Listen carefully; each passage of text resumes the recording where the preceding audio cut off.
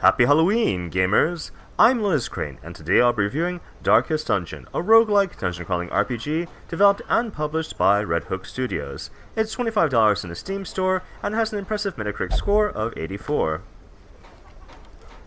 But before we proceed, I want to give a shout out to my friends blackjeweledartist and crizal, who not only heavily recommended this game to me, they actually hooked me up with my copy.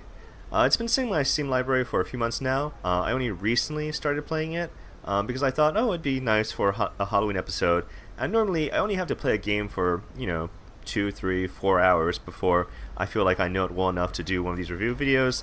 I've actually been playing this for more than a dozen hours now. I kind of got sucked into it, which is a little surprising to me because, based on a little bit on the gameplay and art, I initially had the impression that this would be like a glorified version of those browser-based freemium or microtransaction RPGs, the most notorious and enduring of which is Adventure Quest, which I'm sure some of you may have been victims of at one point in time. I say victims instead of customers because, but this is a complete package. It is challenging at times, but it's balanced to be able to be completed successfully without having to convert real money to in-game currency. I mean, this is an entirely offline, you buy it for $25 and you have everything you need kind of game.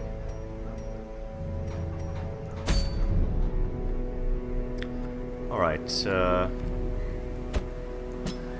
besides having a mixture of attack, healing, and support abilities, like most RPGs, one of the interesting gimmicks of this game is you have to worry about positioning. As you can see, each character has preferred positions and preferred targets, so certain abilities can only be used when they're in the right position in the party, and then they each have different attack ranges, so these characters are front or second liners. The Jester's interesting.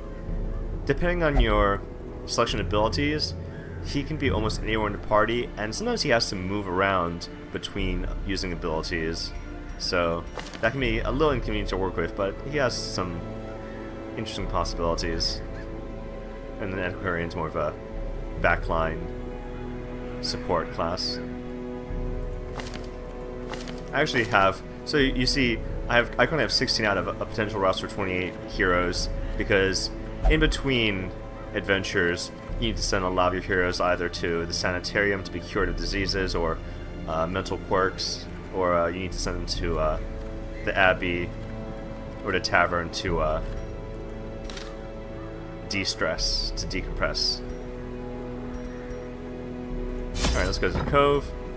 This is kind of a semi-aquatic dungeon, so expect like squid creatures or mermen or whatnot.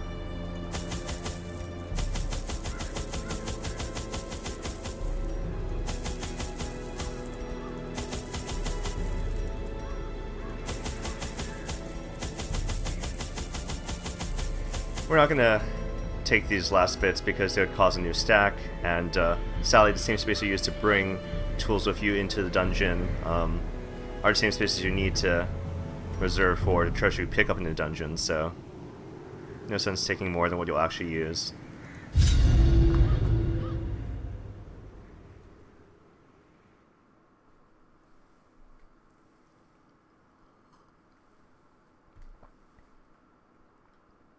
I don't know why. I guess because of the 2D semi-side-scrolling perspective, I almost was reminded of the Dragonlance adventure RPG from the Nintendo Entertainment System way back in the day. These salt-soaked caverns are teeming with pelagic nightmares.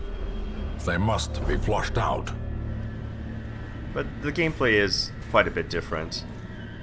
Dragonlance for Nintendo was, I think, like semi-real time. You can only really control one character at a time, though you could switch between, was it 7 or 8 characters in your party? That game was actually kind of a disaster. Oh, whoops, I didn't mean to go back. I pressed up, that's why. There we go.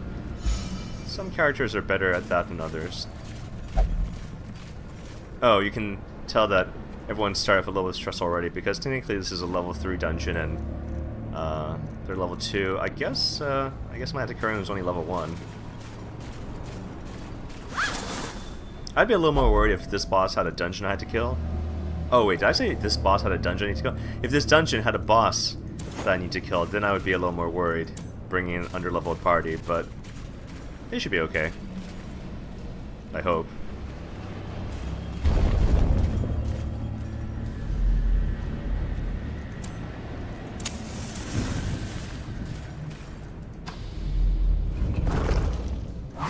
Whoops. Oh, that didn't work out. Ancient traps lie in wait, unsprung and thirsting for blood.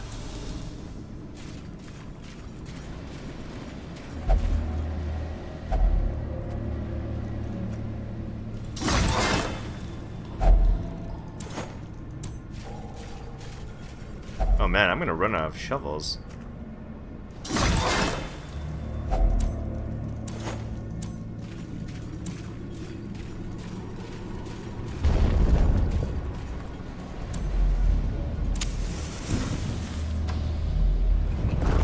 Oh. I guess since I'm backtracking, a battle is waiting for me. I guess it would have been an ambush if I hadn't scouted it.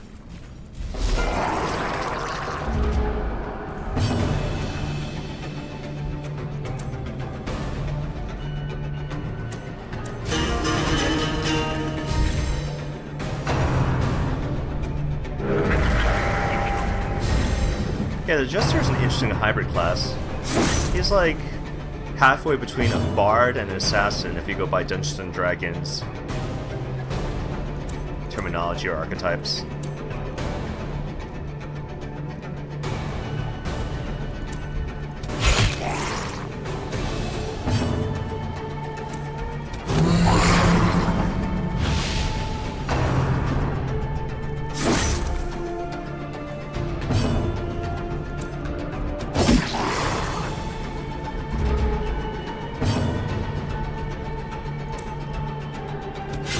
Formation is broken. Maintain the offensive.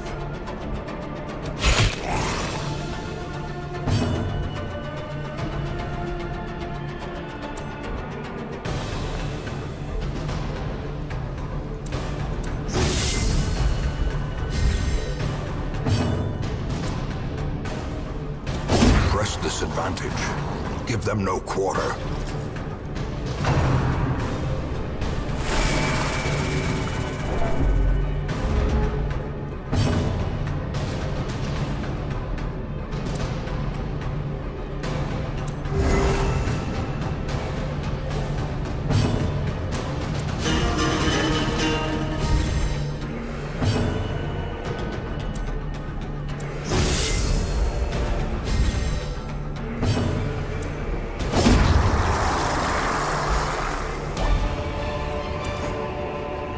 As victories mount, so too will resistance. Unlike Dungeons and Dragons, buffs of the same kind will stack. They'll only refresh the duration, it won't double or increase add-on to the duration, but it will. So, was it one bolster is plus 7 dodge, now it's plus 14 dodge, so... Or, yeah, it was bolster. But the duration is pretty short, so unless battles are really close together, you don't normally get the opportunity for it to last, because each space you move through a hallway counts as one round.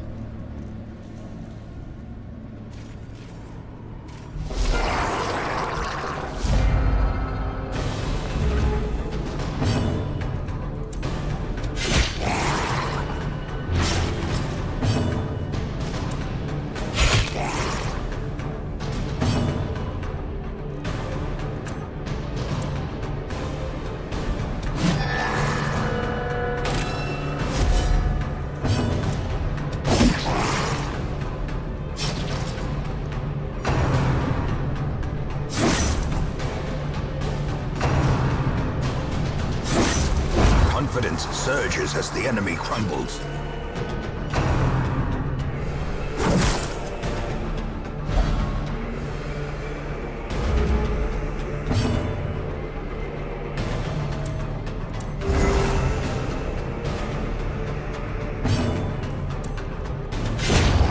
Continue the onslaught. Destroy them all.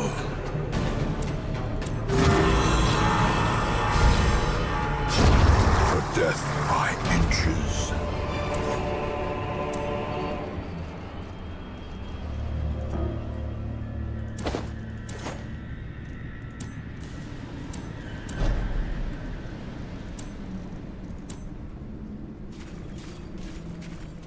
Wow, I am really gonna run out of shovels on this adventure. A fortune, waiting to be spent.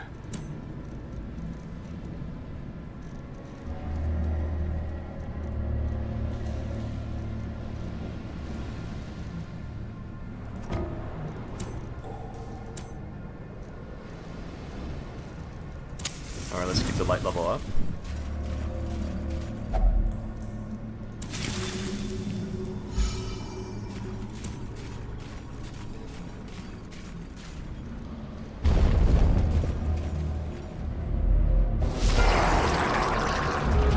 Oh, I haven't seen a lobster person before.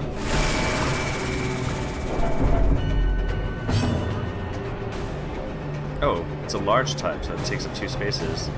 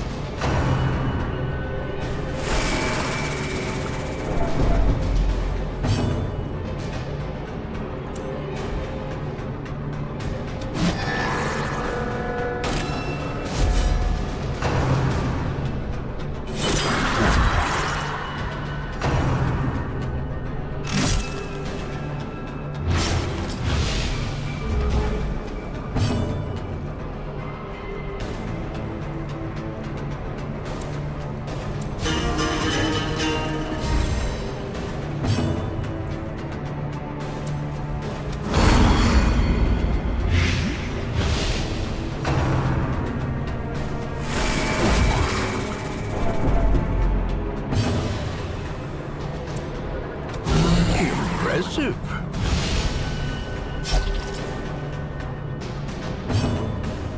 Wow, 8 damage per round. That is a really strong bleeding effect.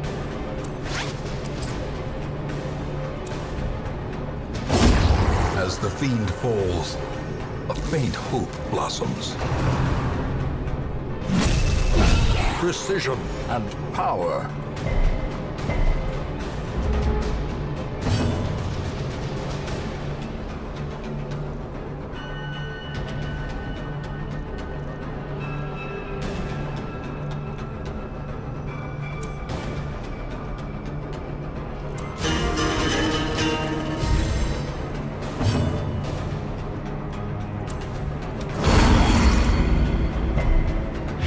Debuffs will stack as well, so for enemies with a lot of protection or damage reduction, bleeding and blight is the way to go.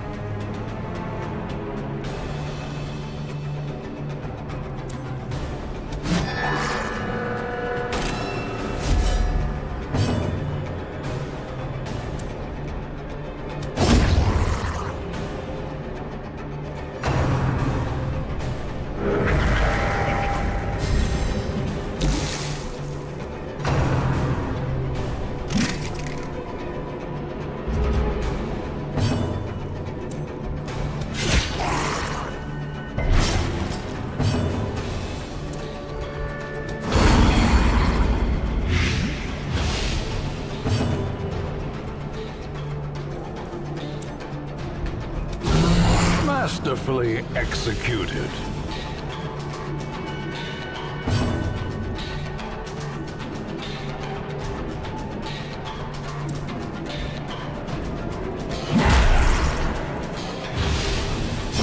Great is the weapon that cuts on its own.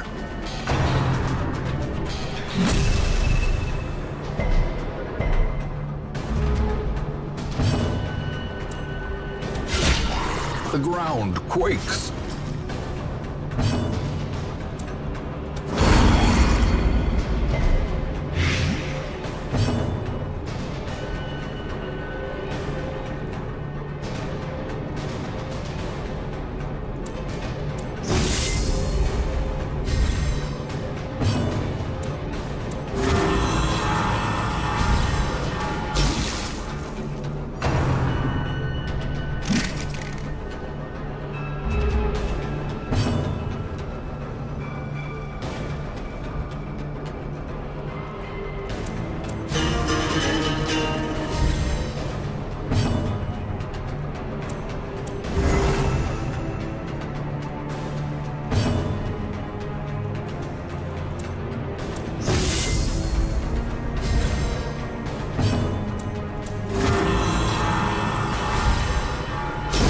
Prodigious size alone does not dissuade the sharpened blade.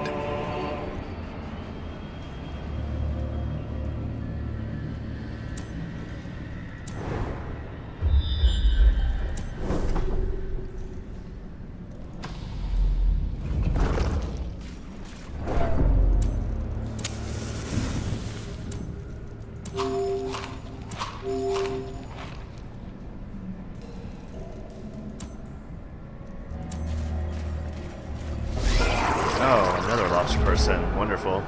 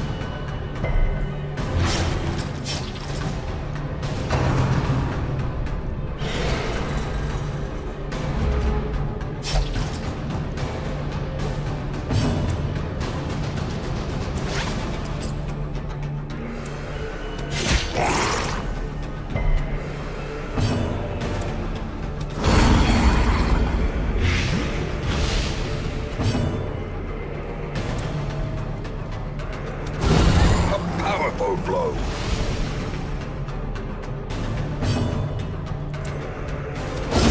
Well struck.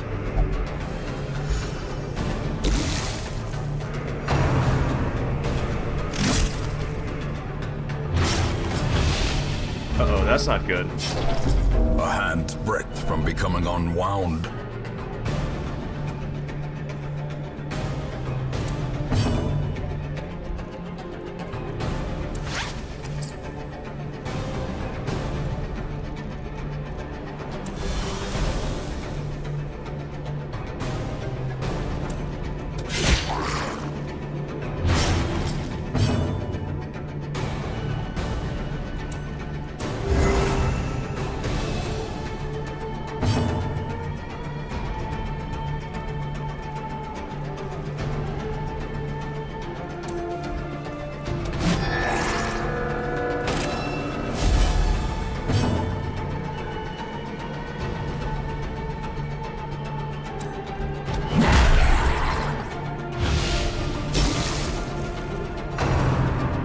Really, again?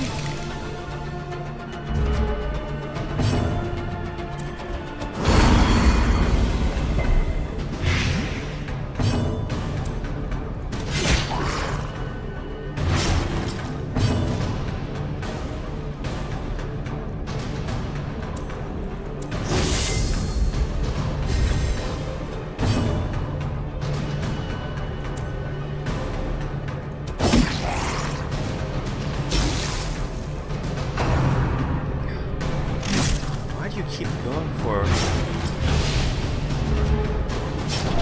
As life ebbs, terrible vistas of emptiness reveal themselves.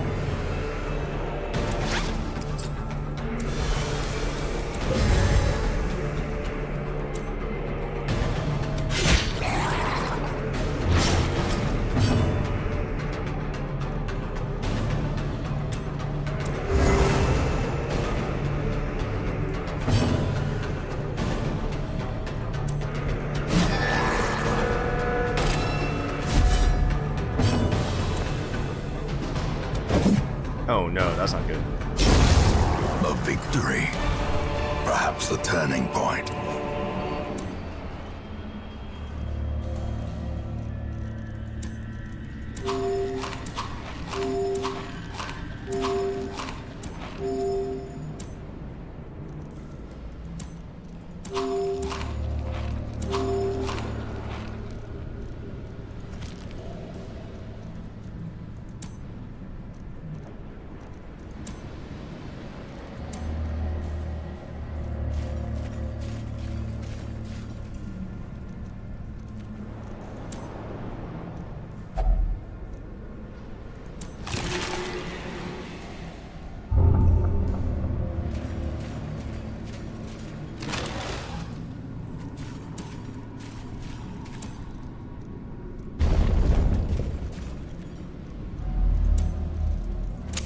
In Radiance, may we find victory.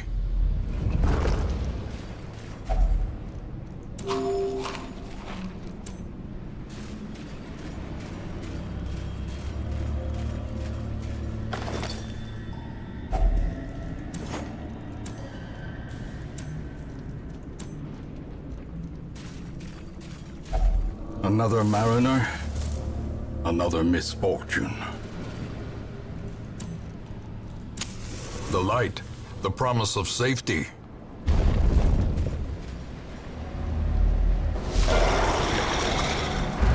Oh, what? But I had a full torch. Wow, this is not good.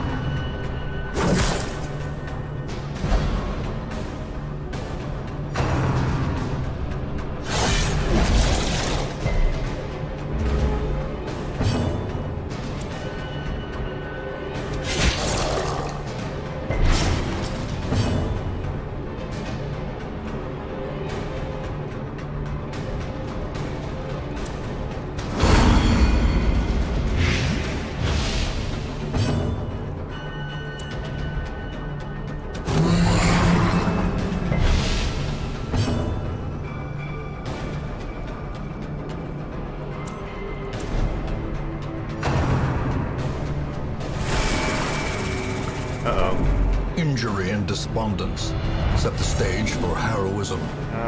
Or Yeah, when you reach cowardice. 100, yeah, your character starts to get a little crazy. I mean, once in a while you get lucky, and instead you find a reserve of heroism, but usually you just start going crazy.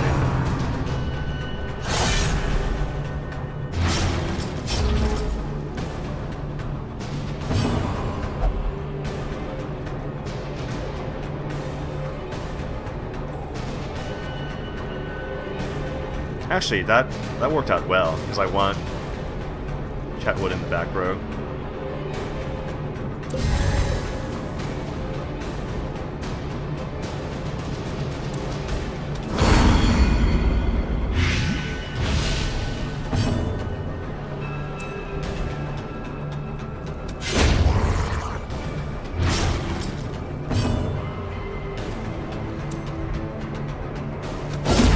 Decisive pummeling.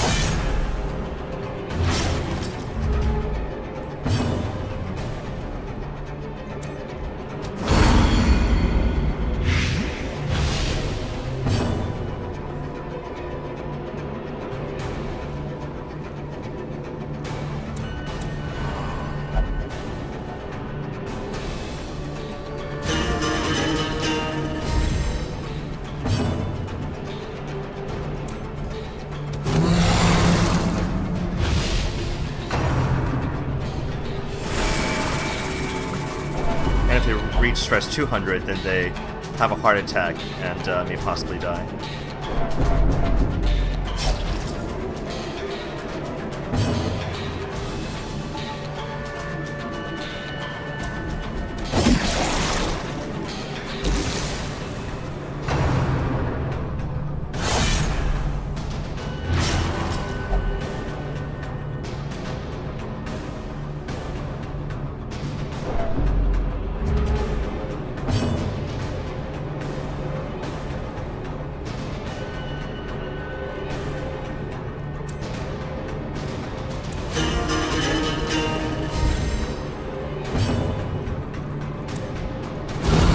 Devastating blow.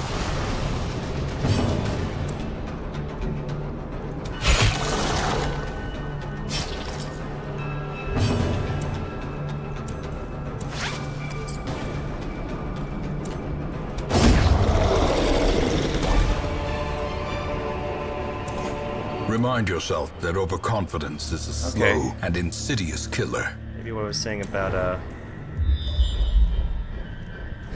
being okay doing a level 3 dungeon with level 2 and 1 heroes. Maybe I was being overconfident.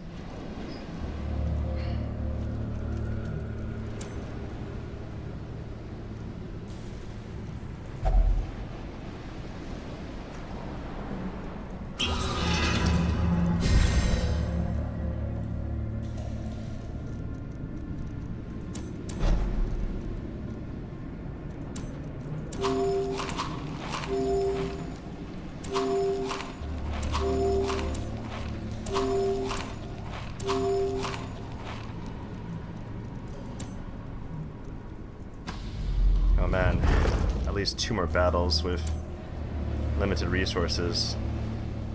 I don't want to fail the quest by retreating. Well, let's see what happens.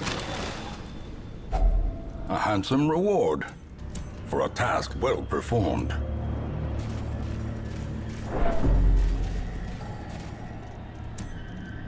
Oh great, I'm out of shovels.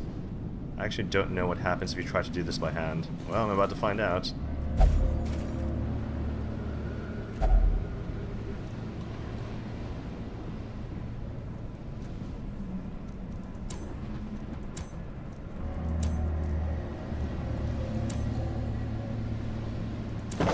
Without tools of iron, you must rely on flesh and indefatigable purpose.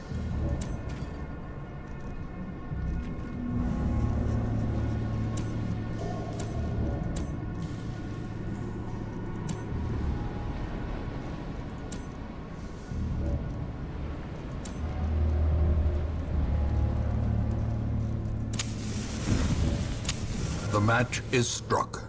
A blazing star is born.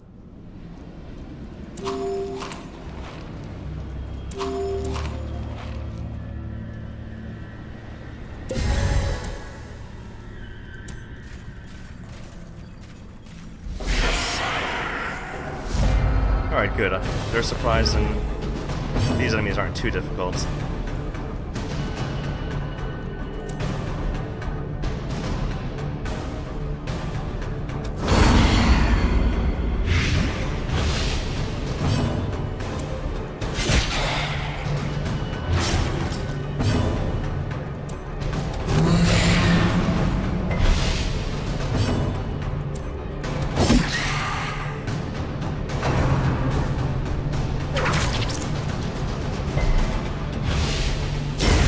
The slow death.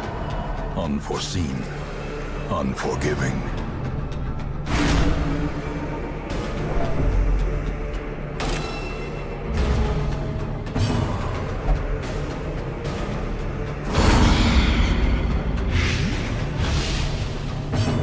Alright, Chetwood acted on her own that time.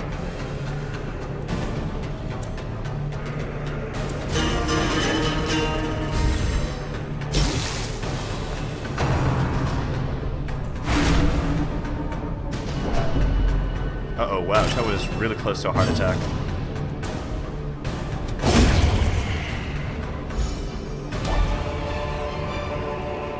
A trifling victory, but a victory nonetheless.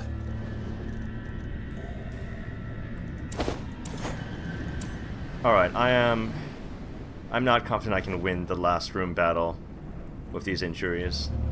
It'll probably be a difficult battle like another lobster person, so yeah, I have to abandon quests. Sad. I think this is the first time I'm abandoning quests, but I really don't want these heroes to start dying off.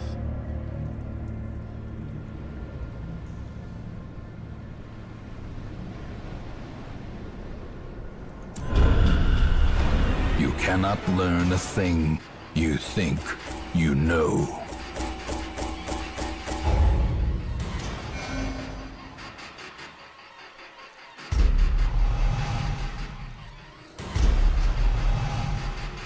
Oh, great. Well, they're gonna have to spend some time in a sanitarium.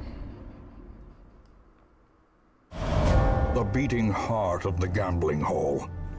Now bloodless and still.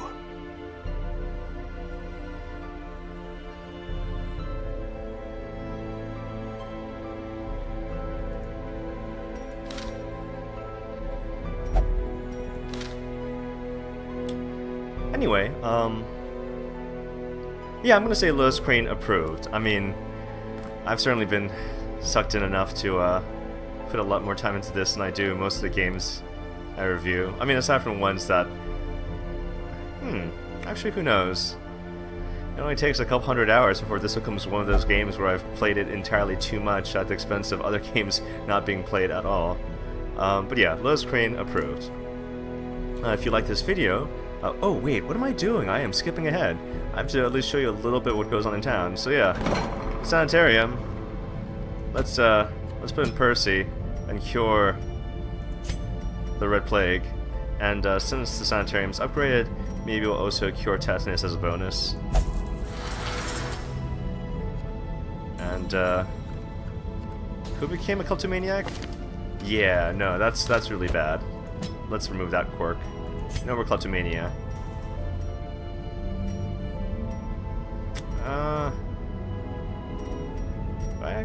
You know what? Meditator is pretty useful. It's not the best stress reducer in town, but the fact that it also works while camping, yeah, sure, let's lock that in. I think the random event said no drinking, but let's...